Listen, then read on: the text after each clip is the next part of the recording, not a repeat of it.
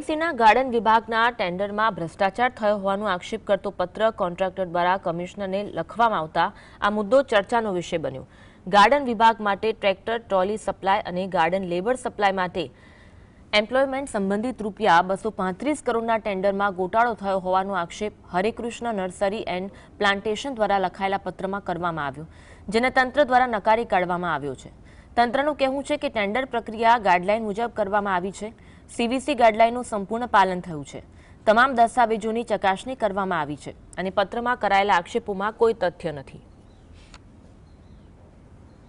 અત્યારે તંત્રને કીધું છે કે જે કોઈ પણ મુદ્દાઓ છે એ મુદ્દા ઉપર એક એક વસ્તુ ચેક કરી અને આપની સમક્ષ રજૂ કરવામાં આવશે।